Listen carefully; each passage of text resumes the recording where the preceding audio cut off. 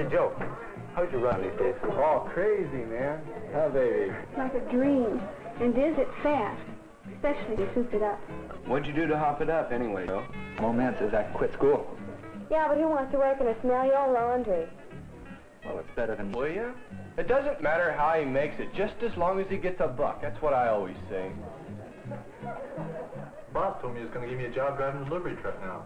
Raising pay. Crazy. Yeah. Hey, I can go up to the gas station and buy gas from you now. Yeah, but, well, I don't work at the gas station anymore. But I got a better job all lined up now, all set up. Having a baby. You bet he has. Joe Conklin is one. Mike here is another. High school dropouts, boys in men's jobs. Not good jobs, of course, but jobs with paychecks that can buy an old jalopy or pay for its gas, or cover the tab on a big Saturday night.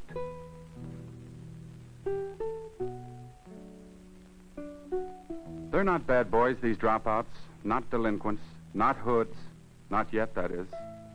They may not even be stupid or backward or lazy. This is Pete, a nice boy, as a matter of fact, just one of almost 1 million American youngsters who didn't make the grade at high school last year. What makes a school casualty? This is harder work than Bill might be doing in the classroom right now. What makes him trade English, math, history, science for a broom and $1.10 an hour? Why is a dropout? School people in many American cities have been asking this question, checking cases like this one, doing research, thinking hard about so terrible a waste of youth, so big a leak in our manpower reserve, so great a failure in our educational system. But the reasons why 1/3 of these students will leave school without diplomas are not simple. You can't put all the blame on the individual pupil or his family, or on our schools, or on our economic or our social system. Many hidden forces may be pushing this Jack or that Jill to the point of giving up. Dropouts, educators have found, just don't happen overnight. They take years to develop. Let's go back to the childhood of Joe Conklin, dropout. Did you talk to McGinnis about the new job? No, I thought I'd wait. Wait for what? Your whole life is going by. Pretty soon it's going to be too late. Look, will you leave me alone? I just want to wait. Well, what do you... Joe learned quite early in life that the name Conklin was not something to be proud of. Look, I'm doing the best I can. That's just the trouble. You are doing the best you can. It isn't very much, is it? In this day and age, how anybody can make a lousy $8 a week, I don't understand. Everybody's making money, but, you know, everything's good enough for you. If you take after your father, it can only mean you're stupid. And yet a small boy needs a man to take after. Someone to respect and learn from. I'm getting sick of this. Are you through now? And the kids are beginning to take after you, too. What kind of an example are you setting for them? They aren't doing their work. They're getting behind in school. I had to go see Joe's teacher the other day. I'll get him to do his lessons. Not all dropouts come from homes as unhappy as Joe's, but most of them do have parents who feel they are economic and social failures, who never read a book, who consider school a necessary nuisance, a waste of time. He's just taking after his stupid, no-good father. Why don't you lay off me? I'm so stupid and you're so smart. You and your smart family, you got 2 brothers on relief. Even in those years, way back, Joe was in trouble in the classroom. He had a pretty good head for figures, but you can't be any good in arithmetic if you can't read the problem.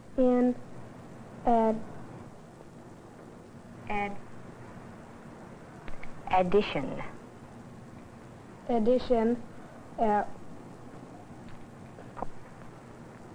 Point C, a bridge. 1/8 mile long. Must be built over a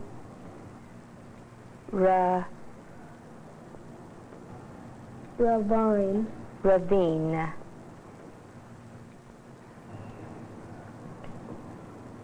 Would someone else like to come up and help us with our problem?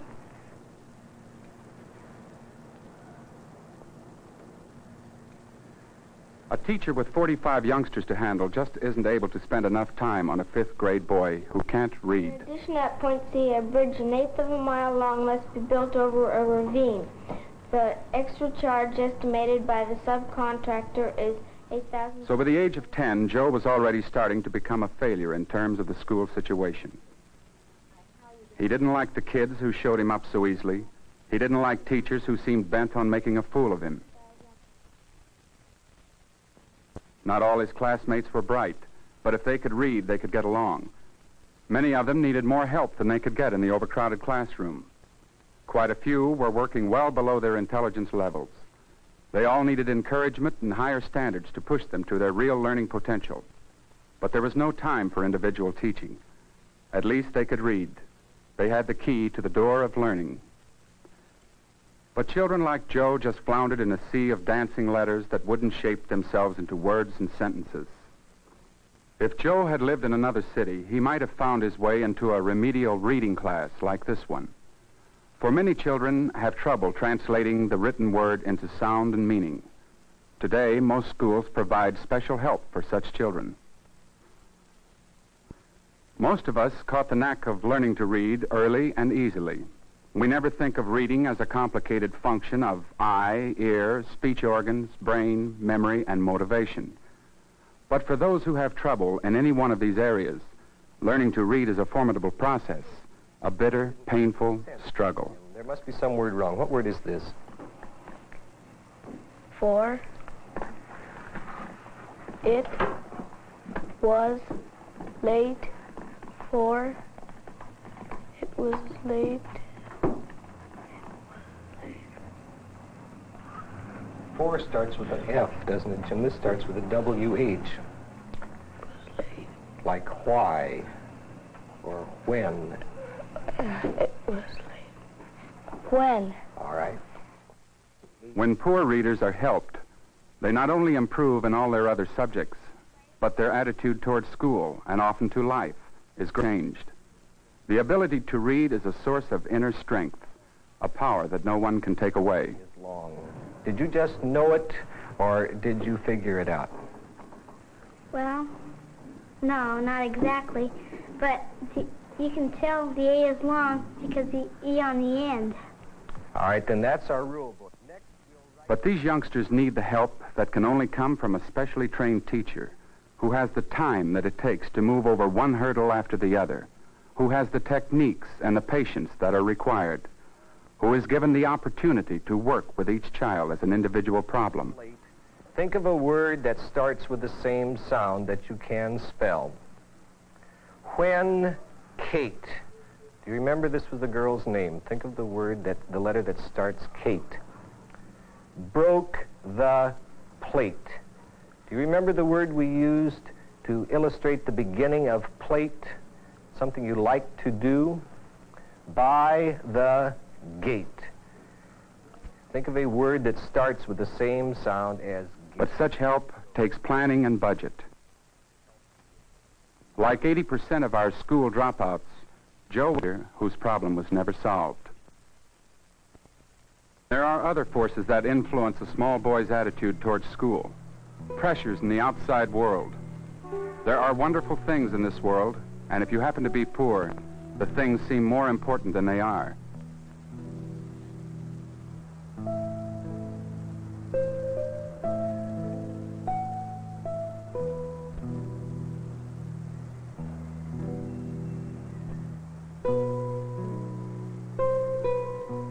A small boy is not unaware of our pressures to have, to get, to own things.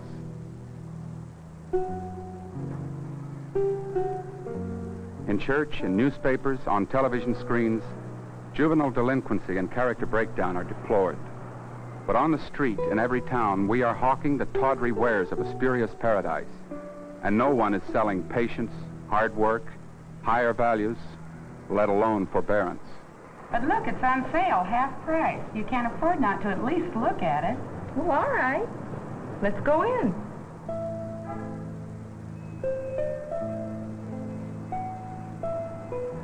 The Joes are affected more strongly than other children by such pressures because they are the have-nots, and their hungers are consequently sharper. gift of real love, of security, and hints that grabbing is the quickest way of growing up. Boy, that Sebastian's got it made. I wonder what this set him back. He told me he got a wonderful deal on it. 36 months to pay, too. The Joes aren't stupid, boys. What's good for the goose can't be bad for the gosling. School, they say, is for kids. By the time Joe was 15, he was being kept in school by law. School to him was a battlefield, the scene of 100 lost campaigns. Was it any wonder he hated it, even then? He had no real friends, no interests in common with the youngsters who were winning their individual battles. He had no one to turn him around and guide him through the maze of his own confusion. Joe was alone and chose to spend much of his time alone. Hooky, we used to call it. Joe and his friends call it goofing off.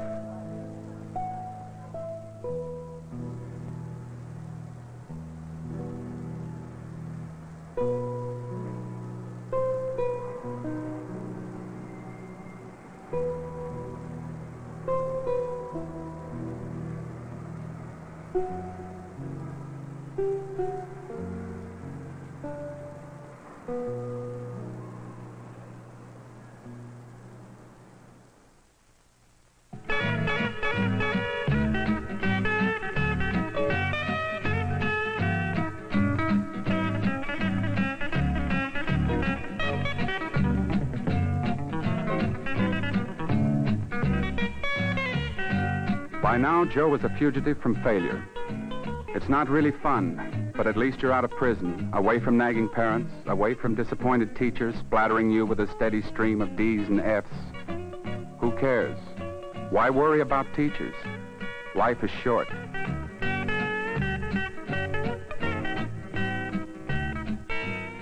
The game may be pointless, but at least you win once in a while.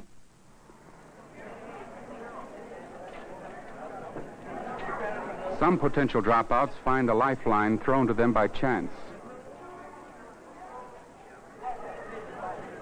Danny Knox was a contemporary of Joe, and like him, a youngster grade with no real links between him and school.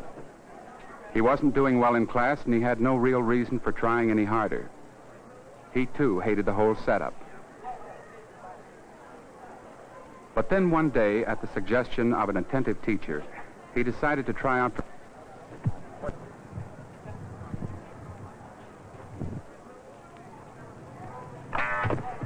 Danny, that's a pretty good try. As I told you earlier, we just put you in here for experiments, see how much spring you had. And there's probably nothing wrong with your spring. However, from watching you out here in the warm-up, I'm sure that you have better leg speed, and we probably should get you in the sprints. Before you go up today, we'd like to try you in a 100-yard dash. Okay.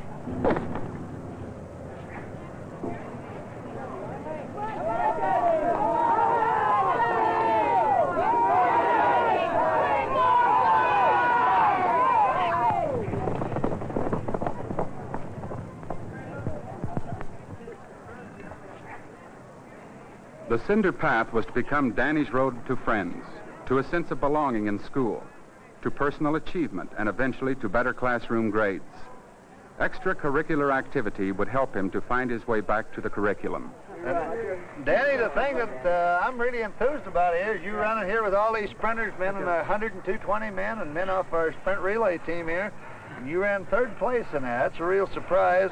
And your time is 10:07. Nice job. And I realize you're new out here for track, but you find 10:07 is pretty remarkable for a new boy out here in his first time trial.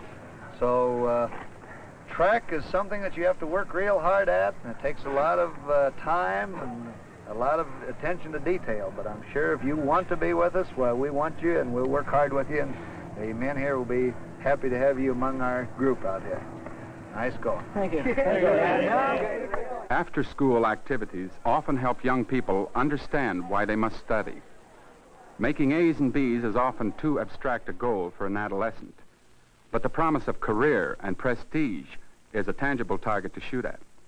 High school programs like this Candy Striper Club show youngsters what their roles may be in later years, roles that can only be played if their schoolwork earns them the right to take their parts. A few hours a week of adult responsibility can be a bridge to increased maturity. Today, most high schools have specialists who watch over the academic careers of the students. School counseling, still grossly understaffed in most of our communities, is the best antidote to underachievement, the strongest deterrent to dropouts. The school counselor is trained to watch for danger signs and to help in an emergency. He sees the students as persons with individual problems. No, pretty good.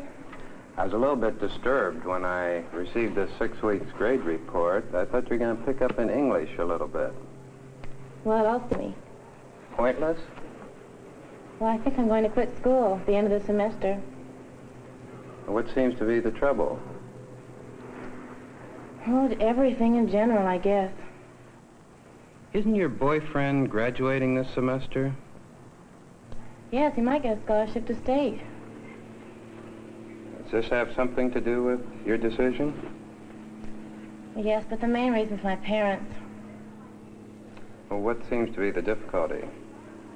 I just want a little freedom. They just treat me like a child. I'm just tired of it. Everything I do, everything I say. My mother has to even come with me when I buy my clothes. Just seems like she doesn't even trust me. They tell me who I can go out with, what time I have to be in.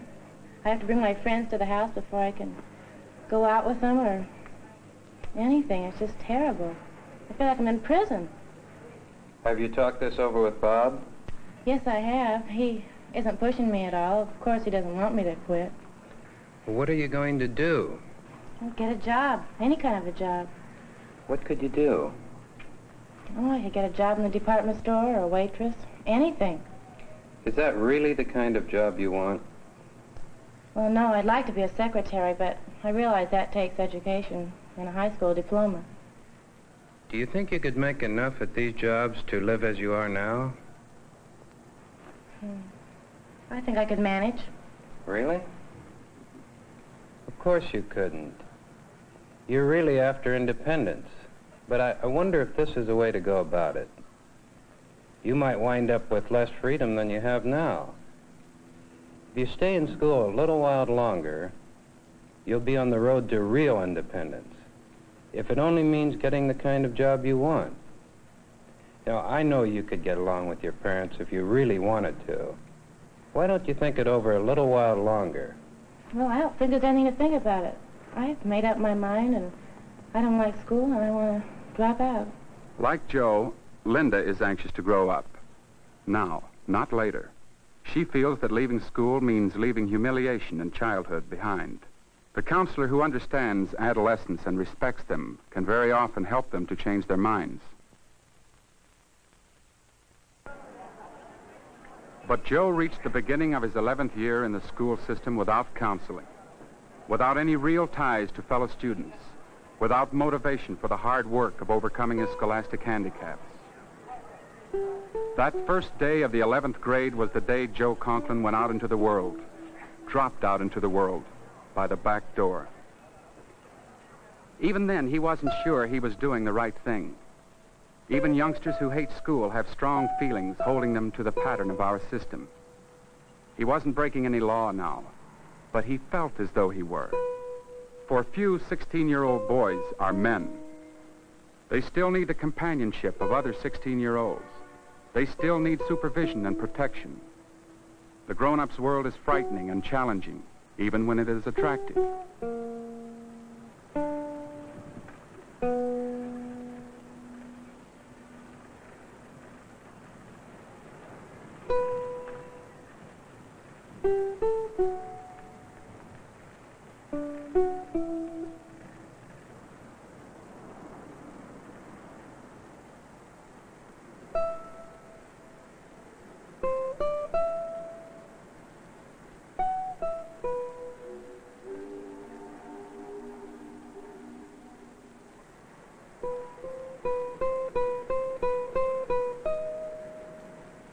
All day long, Joe struggled for a decision.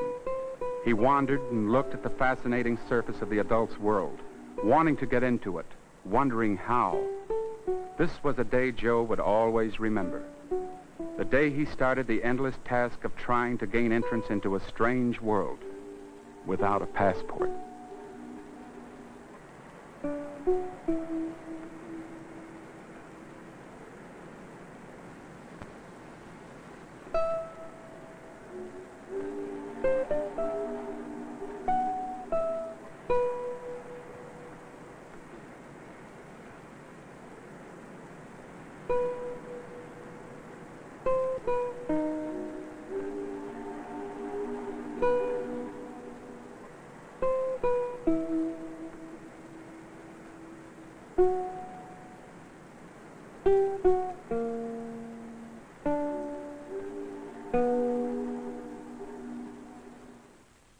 Most schools in America today are trying to keep their Joes from dropping out. All surveys prove that without high school diplomas, the children of the age of automation are virtually doomed to a miserable life. Even the simplest opportunities that are open to young people demand a fair amount of academic achievement, and the schools are aware of the situation. One of the helpful steps that educators are taking is the expansion of curriculum to fit the needs of individual students. Courses that involve the personal interests of the students are being added in the hope that they may motivate harder work in the academic subjects that are related to them. All right, that 60,000's over. That's good enough. Finish your cut. Go ahead and start your machine.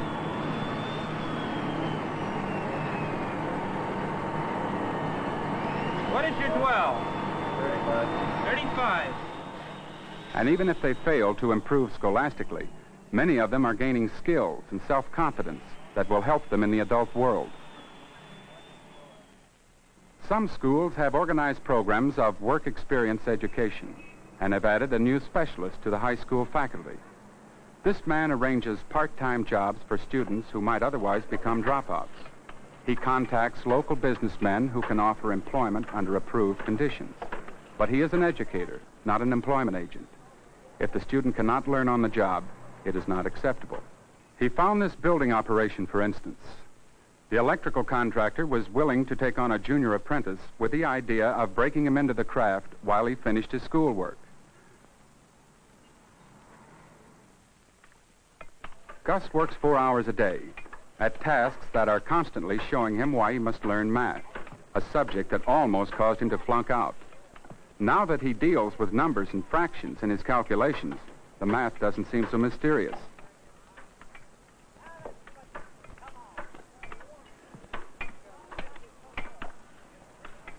The work experience educator makes it his business to visit the building site at intervals to see that Gus is right for the job and the job is right for Gus. For Gus is still in school. He spends 4 hours a day in class under a special program that will enable him to graduate along with his proper grade. Many of the boys and girls who are enrolled under this work experience plan show a considerable increase of interest in their entire school program. Have there ever been any cases in which the Attorney General and the Public Defender were up against each other in court? They are more serious, they try harder, they do not have to be pushed to learn. For one thing, their confidence in themselves has been restored. For another, they do not feel that they are alone, humiliated, branded as failures. And thirdly, they see some hope for their futures. They are assured that they will enter the adult world by the front door. Little wonder they are interested in what goes on in that world. But the 4-4 plan, as it is called, does not operate impersonally. The progress of the students is constantly checked by supervisor and counselor. And we finally found him a job with Mr. Caleras, an electrical contractor. How is he doing in the classroom now, by the way? Very good. His grades are coming up. I talked to his instructor, and he's getting along better with the other students and himself as well. He's beginning to learn the practical value of what he's learning here. You've talked with his parents? I talked to his parents just last week, and they're delighted with the change of attitude. And, of course, I'm very happy because this means he'll be able to graduate from school. Our Joe got a job when he left school a year ago. Then he got a car, souped it up, found himself a girl. Now at 17, he's lost that job and 2 others. The unskilled worker is the last to be hired and the first to be fired. Every new machine, every business recession ends his employment once again. And so Joe will go on searching for jobs, seeking the way in, driving to nowhere. When did he lose his way? Would someone like to volunteer to help us with this? Why don't you do something about it? Are you through now? Over a ravine. Doesn't matter how you get it, just as long as you get the buck. That's what I always say. For Joe and thousands like him, there are no counselors, no remedial reading classes, No help at school or at home, no help from community agencies. And remember, almost 1 million Joes a year drop out of school and are lost. Lost to their time, themselves. For a little while, Joe still has a chance. If his community, his school, his neighbors want to help, if he himself wants to be helped, he can still turn back and rediscover what he has given up, the chance to learn. If he doesn't, his search will be endless. There is no short.